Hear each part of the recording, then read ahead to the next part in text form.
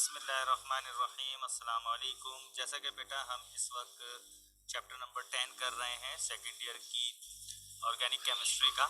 और chapter number 10 में हम लोगों ने फूड, न्यूट्रिएंट्स, फिर हमारे पास जो इसेंशियल फूड्स के न्यूट्रिएंट्स होते हैं, कार्बोहाइड्रेट्स और फैट्स, फिर उसके बाद वेलफेयर में प्रोटीन, विटामिन, मिनरल्स, इसका हमने जर्नली जो है वो इंट्रोडक्शन ले लिया था।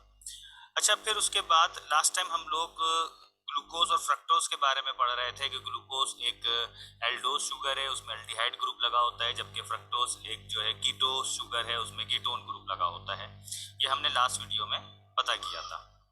अच्छा, अब हमारे पास जो है ये चूंकि ग्लूकोज और फ्रक्टोज जो है ये मोनोसेकेराइड शुगर थी, तो अब हम यहाँ से टॉपिक को मूव करेंगे और न्यू टॉपिक की तरफ आएंगे। और ये जो हमारा आज का न्यू टॉपिक होगा, ये हमारा टॉपिक होगा ओलिगोसैकेराइड्स के ऊपर। ठीक है, चूंकि हमने ये पढ़ा था कि ओलिगोसैकेराइड जो है वो सैकेराइड शुगर को कहते हैं, और एलिगो कहते हैं कि जिसमें 2 से 10 मॉलिक्यूल्स जुड़े हुए हों। ठीक है, यानी कि आप ये कहें कि हम ये कह सकते हैं कि these are the carbohydrates which contain 2 to 10 monosaccharides unit, जिसमें जो है वो 2 से 10 मोनोसैकेराइड शुगर होते हैं। ठीक है, तो इसको हम ओलिगोसैकेराइड कहते हैं। अच्छा, याद रखिएगा कि अगर हम इस ओलिगोसैकेराइड को हाइड्रोलाइसिस के जरिए से ब्रेक करें तो 2 से 10 मोनोसैकेराइड यूनिट हमारे पास निकल आएंगे। ठीक है जी। अब हमारे पास इसकी एग्जाम्पल में एक तो आती है सक्रोज, इसको हम डाइसैकेराइड कहते हैं, यानी कि इसमें अगर हम इसको तोड़ें तो हमारे पास 2 मोनोसैकेराइड यूनिट निकलेंगे।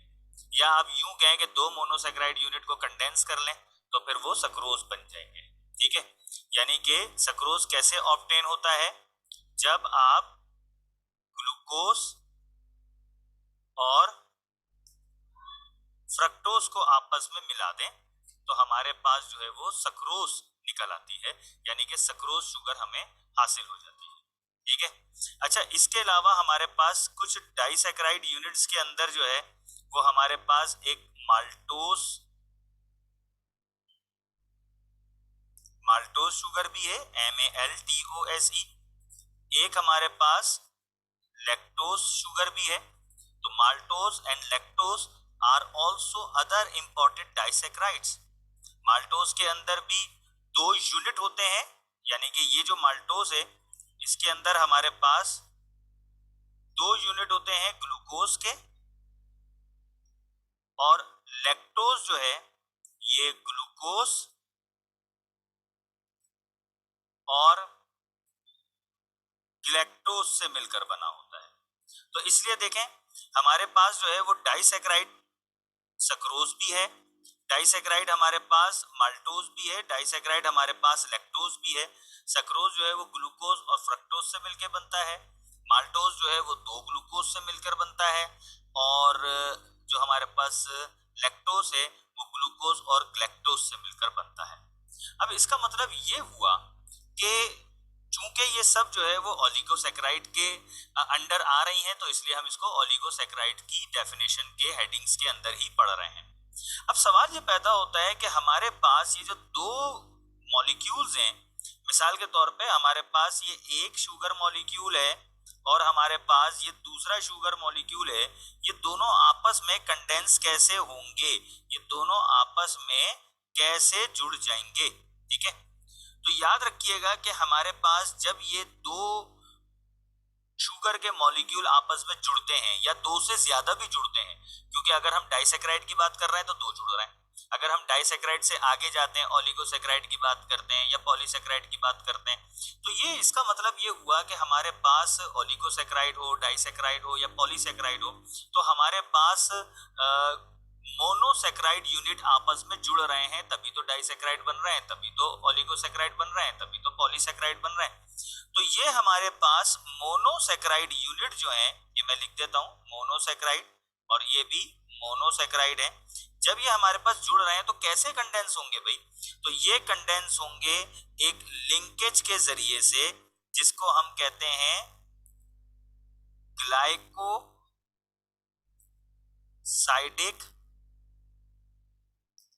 लिंकेज। ठीक है, यानी कि ये जो मॉलिक्यूल्स हैं ये आपस में जुड़ेंगे ग्लाइकोसाइडिक लिंकेज के जरिए से। अब सवाल ये पैदा होता है कि what is glycosidic linkage?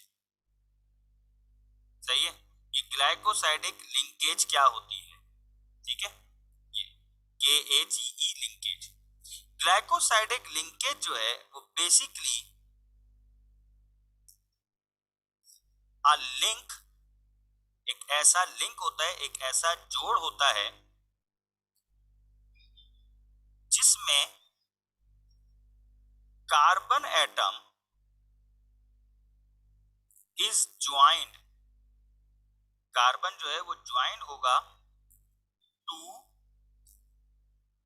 To oxygen, जिसमें कार्बन जो है वो दो ऑक्सीजन के दरमियान ज्वाइन होगा। सही है, यानी कि इस तरह कि एक कार्बन इधर से एक ऑक्सीजन और इधर से एक ऑक्सीजन की तरह ज्वाइन हो जाएगा। सही है। अच्छा, अगर हम ज्यादा दूर ना जाएं तो हमने फंक्शनल ग्रुप के अंदर ये बात पढ़ी थी कि जिस तरह हमारे पास फंक्शनल ग्रुप के अंदर कार्बन कार्बन के दरमियान सिंगल बॉन्ड है तो वो अल्केन, डबल बॉन्ड है तो अल्कीन, ट्रिपल बॉन्ड है तो अल्काइन, NH2 लगा हुआ है, ठीक है, तो अमाइन। इसी तरीके से अगर हमारे पास एक कार्बन जो है वो दो ऑक्सीजन के दरमियान जुड़ा हुआ हो, उसको हम ईस्टर ग्रुप भी कहते हैं, जिसके आखिर के साथ हम OATE भी लगाते थे। यानी कि एक लिहाज से देखा जाए तो ये जो है ना, ये हमारे पास एक ईस्टर ग्रुप कहलाता है, और अगर दो कार्बन के दरमियान ऑक्सीजन हो तो वो ईथर ग्रुप कहलाता है। इसमें नाम के आगे OATE लगाते थे हम, ये याद रखिएगा। तो बेसिकली यहाँ पर हमारे पास जो दो मोनोसेक्राइड यूनिट है ये आपस में जुड़ेंगे इस तरह कि दोनों मोनोसेक्राइड यूनिट के जो ऑक्सीजन है वो कार्बन के साथ लिंक हो जाएंगे। तो इस तरह जो है वो हमारे पास ये एक डाइसेक्राइड या ओलिगोसेक्राइड, एक पॉलीसेक्राइड या एक मैक्रो यूनिट जो है वो बन जाता है हमारे पास। ठीक है, अब जरा हम ये देखते हैं कि कैसे बनता है। हम एग्जाम्पल ले रहे हैं सक्रोज की। अब सक्रोज के मुतालिक हम क्या क्या बात जानते हैं? नंबर वन, ये डाइसेक्राइड है, यानी कि इसमें दो यूनिट होंगे सक्रोज में हमारे पास। और हम ये भी जानते हैं कि वो दो यूनिट कौन से होंगे, यानी कि इसमें one monosaccharide unit of glucose और एक होगा फ्रक्टोज का। सही है, चलें अब हम ग्लूकोज का स्ट्रक्चर बनाते हैं।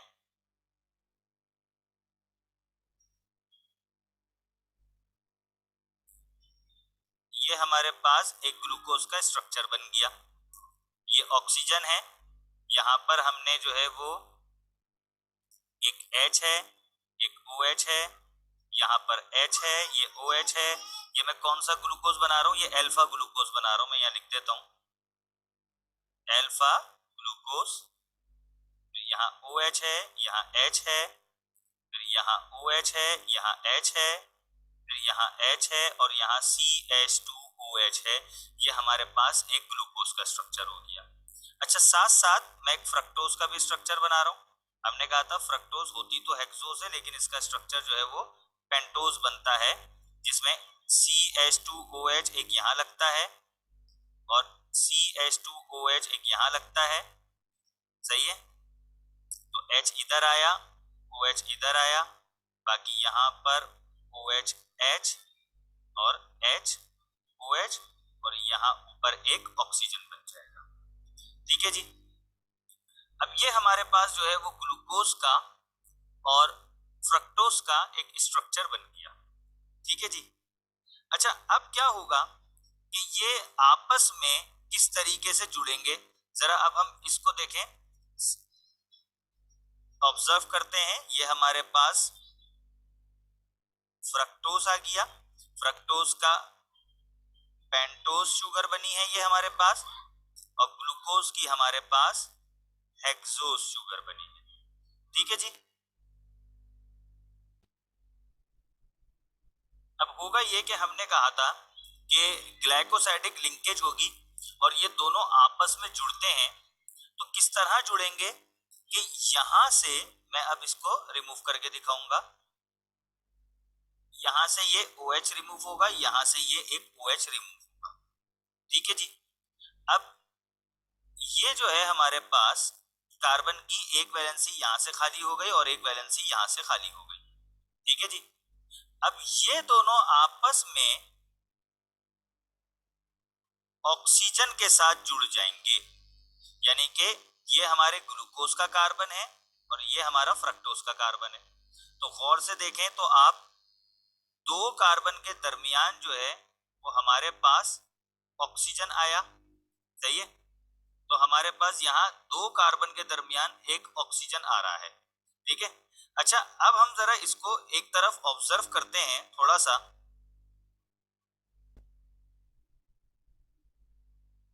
तो देखते ये हैं कि हमने तो इससे पहले कहा था कि अगर हम खाली इस चीज को ऑब्जर्व करें तो इसमें तो एक ऑक्सीजन के इर्द गिर्द दो कार्बन है। लेकिन हमने तो इससे पहले ऊपर क्या डिस्कस किया था कि कार्बन जो है वो दो ऑक्सीजन के सराउंड में आ जाएगा। तो आप जरा फोकस करेंगे किस कार्बन को, इस वाले कार्बन को।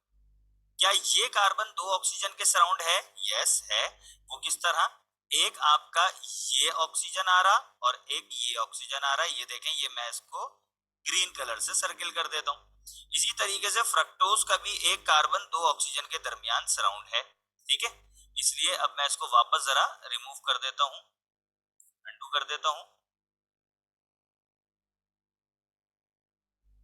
तो आप देख सकते हैं कि इस तरीके से ये ग्लाइकोसाइडिक लिंकेज हमारे पास आ जाती है और ये ग्लाइकोसाइडिक लिंकेज ने हमारे इन दोनों शुगर के मॉलिक्यूल्स को जोड़ दिया।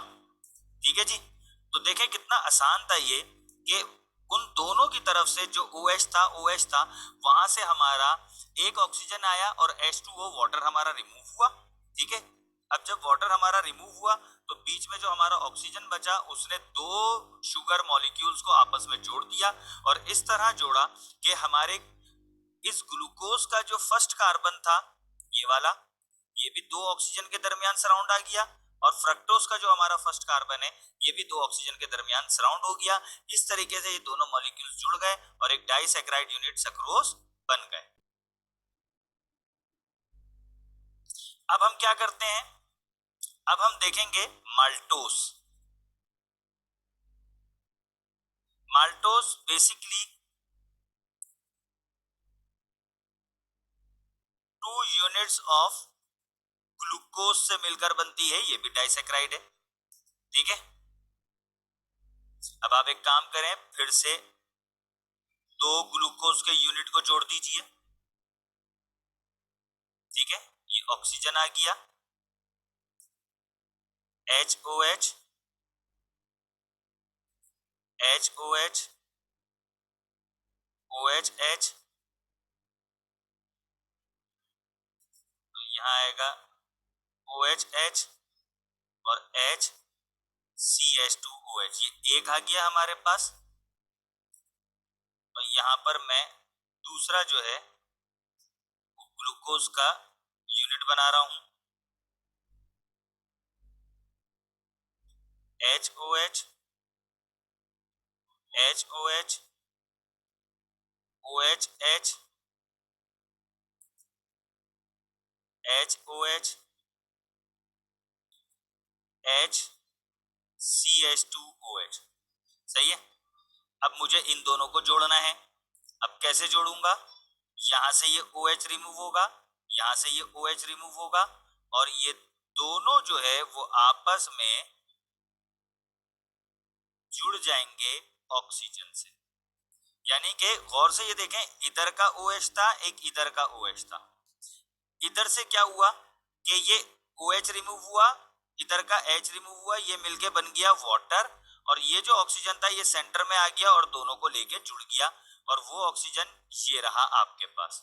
ठीक है, तो अगर आप गौर से देखेंगे तो एक कार्बन ये रहा जो दो ऑक्सीजन के साथ जुड़ा हुआ है, एक कार्बन ये रहा जो दो ऑक्सीजन के साथ जुड़ा हुआ है। ठीक है, तो इसलिए जो है वो हमारे पास ये लिंकेज बन जाती है, हमारे पास माल्टोज की लिंकेज बन जाती है।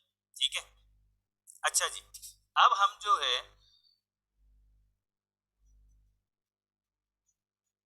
पॉलीसेकेराइड यूनिट चेक करते हैं। ठीक है, पॉलीसेकेराइड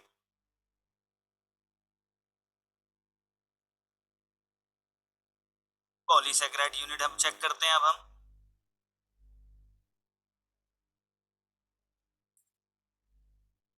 पॉलीसेकेराइड यूनिट क्या है, इसका मतलब ये है कि ये मैनी यूनिट से मिलकर बने हुए हैं। पॉली का मतलब होता है मैनी और सेकेराइड का मतलब होता है के शुगर। तो पॉलीसेकेराइड का मतलब है मैनी शुगर मॉलिक्यूल। अगर मैं इसको हाइड्रोलाइज करूं, हाइड्रोलाइज का मतलब क्या होता है कि मैं इसको पानी की मौजूदगी में अगर मैं इसको ब्रेक करूं तो हमारे पास क्या होगा, more than two monosaccharide unit निकलेंगे। क्योंकि देखिए मोर देन टू क्यों का, क्योंकि हमने एक बात पहले भी हम पढ़ चुके हैं कि अगर एक यूनिट होता है तो उसको मोनो कहते हैं, दो होते हैं तो उसको डाई कहते हैं, लेकिन अगर दो से ज्यादा होंगे तो फिर वो पॉली की कैटेगरी में चले जाएंगे। ठीक है, अब वो हमारे पास 3, 4, 5, 6 सब भी हो सकते हैं, तो इसलिए हम जो है वो इसको पॉलीसेकेराइड कहते हैं। अब ये हमारे पास कितने किस्म के होंगे, एक तो हमारे पास प्लांट पॉलीसेकेराइड होता है, पहले हम नाम लिख लेते हैं फिर इसको डिस्कस करेंगे one by one. Plant polysaccharide में हमारे पास पहले आएगा स्टार्च, इसको अरारोट भी बोलते हैं। ठीक है, एक हमारे पास आता है अमाइलेज। ठीक है, एक होता है अमाइलोपेक्टिन, और इसी तरह हमारे पास एक पॉलीसेकेराइड होती है सेल्यूलोज।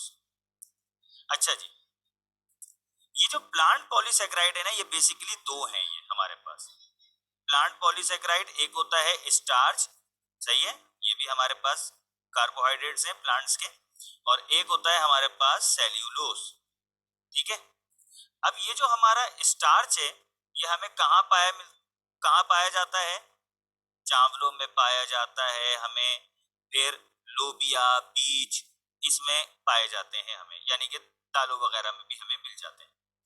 तो ये जो है वो दो दो पॉलीसेकेराइड का यूनिट होते हैं इसके अंदर, यानी कि स्टार्च के अंदर बेसिकली मैनी मोनोसेकेराइड यूनिट होते हैं।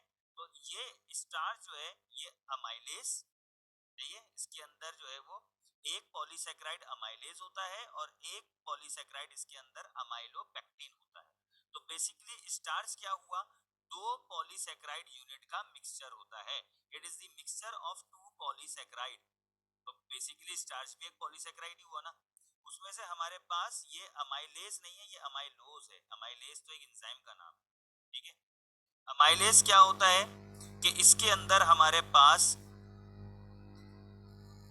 अल्फा ग्लूकोज वो ज्वाइन होता है 1,4 as well as 1,6 glycosidic linkage के साथ। यानी कि 1,4 का मतलब क्या हुआ कि कार्बन 1 वाला, 4 वाला, और 1,6 का मतलब होता है कार्बन 1 और 6 की, यानी कि एक का 1 कार्बन, एक का 4 कार्बन, एक का 1 कार्बन, एक का 6 कार्बन, इनके दरमियान ग्लाइकोसाइडिक लिंकेज होती है। और अमाइलोपेक्टिन के अंदर भी हमारे पास सेम यही चीज होती है ये ग्लाइकोसाइडिक लिंकेज होगी 1,4 और 1,6 की। ठीक है, हमारे पास जो सेल्यूलोज पॉलीसेक्राइड है, ठीक है, ये तकरीबन तकरीबन पॉलीसेक्राइड, आप अंदाजा लगाएं, इसके अंदर 2000 हमारे पास बीटा ग्लूकोज आपस में ज्वाइन होते हैं। और कौन सी लिंकेज के साथ ज्वाइन होते हैं? 1,4 लिंकेज के साथ। अच्छा याद रखिएगा, ये 1,4 1,6 क्या है? एक का 1 कार्बन, एक का 6 कार्बन। ठीक है, इसलिए हम इसको 1,6 लिंकेज कहेंगे। एक का 1 कार्बन, एक का 4 कार्बन। ठीक है, इसलिए हम इसको 1,4 लिंकेज कहते हैं। तो इस तरह याद रखिएगा कि ये इस तरीके से इसको लिंकेज को हम काउंट करते हैं। एक कहलाती है 1,2 ग्लाइकोसाइडिक लिंकेज, यानी कि एक का पहला कार्बन, एक का दूसरा कार्बन, 1,2 ग्लाइकोसाइडिक लिंकेज है। ठीक है, तो इस तरीके से ये हासिल होती है। अब जैसे हम ऊपर जाते हैं, यहां देखते हैं हम जरा, तो यहाँ पर अगर हम देखें, गौर से देखें, तो हमारे पास यहाँ ये वाला जो कार्बन है, ये तो 2 ऑक्सीजन से सराउंड है, और ये वाला कार्बन इस वक्त 2 ऑक्सीजन से सराउंड नहीं है। तो इसको हम क्या कहेंगे? ये फर्स्ट कार्बन है, ये सेकंड, ये थर्ड, ये फोर्थ, ये आपका 5 कार्बन है। तो मैं इसे कहूंगा कि 1 कार्बन 4 कार्बन के साथ जुड़ रहा है, तो ये 1,4 लिंकेज है। ठीक है, लेकिन अगर चूंकि कार्बन को ऑक्सीजन के साथ जुड़ना था, मैं इसको यू चेंज कर देता हूं,